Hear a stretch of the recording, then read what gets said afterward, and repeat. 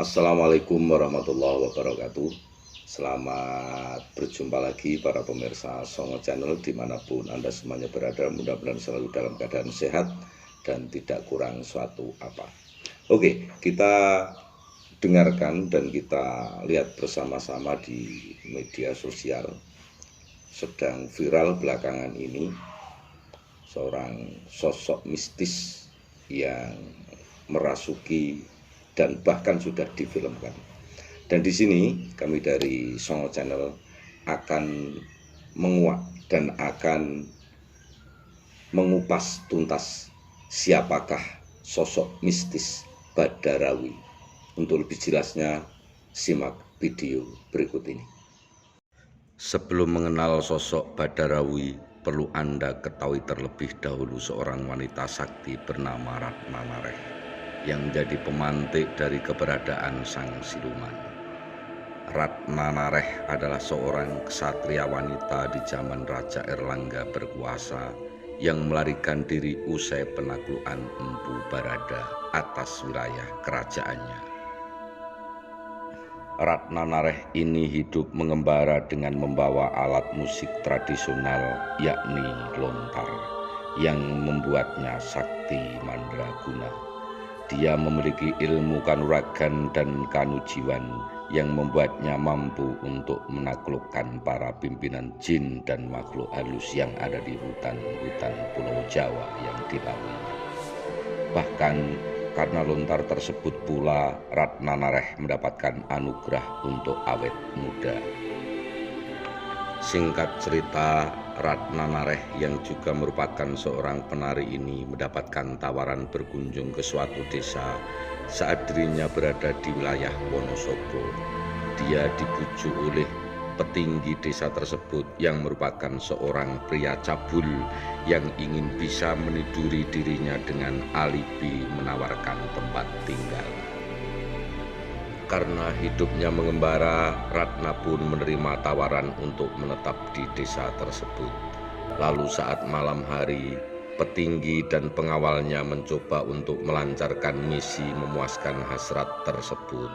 Namun, karena kesaktian Ratna belum sampai menyentuh saja, mereka secara otomatis sudah terpental, bahkan mati terbunuh.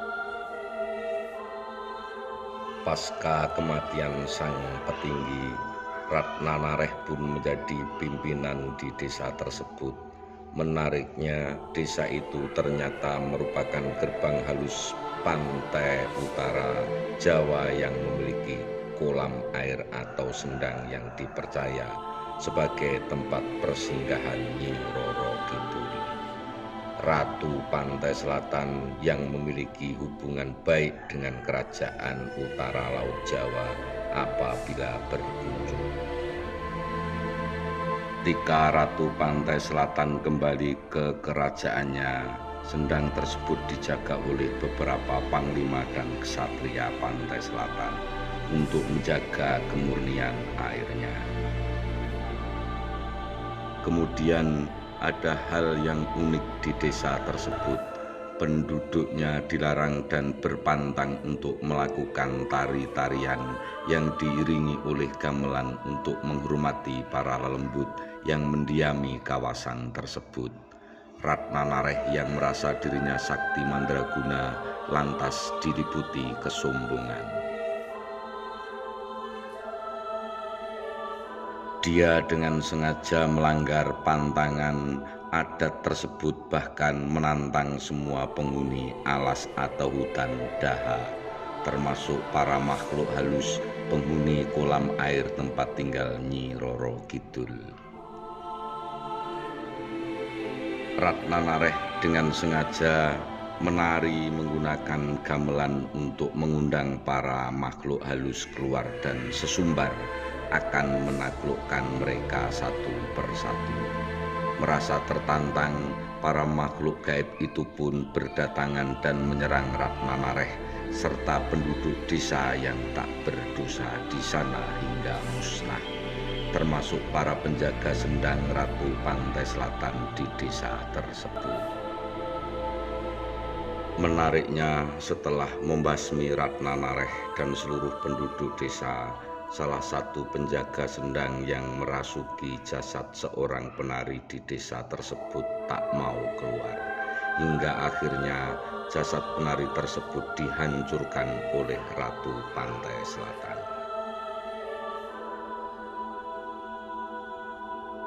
Karena telah melanggar kodratnya yang merupakan seorang makhluk halus, namun malah memilih menjadi manusia.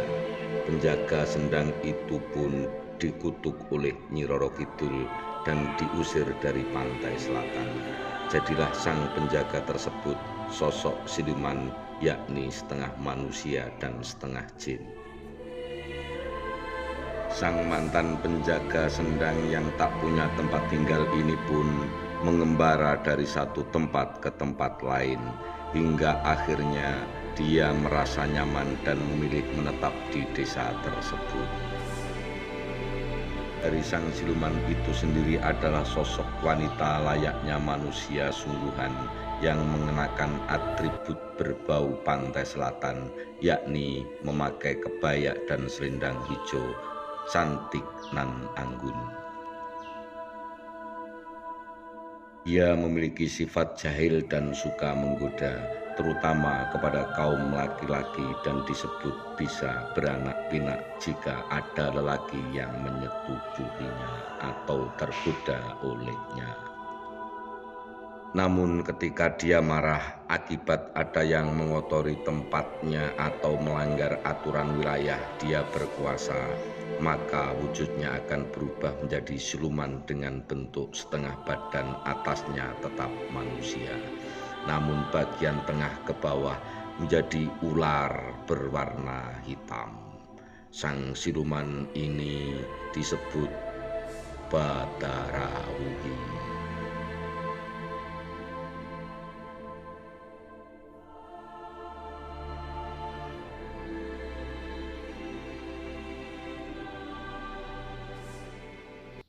Para pemirsa Songo Channel, demikian sekelumit cerita tentang Badarawi. Mudah-mudahan bisa menjadi pengertian untuk para pemirsa semuanya.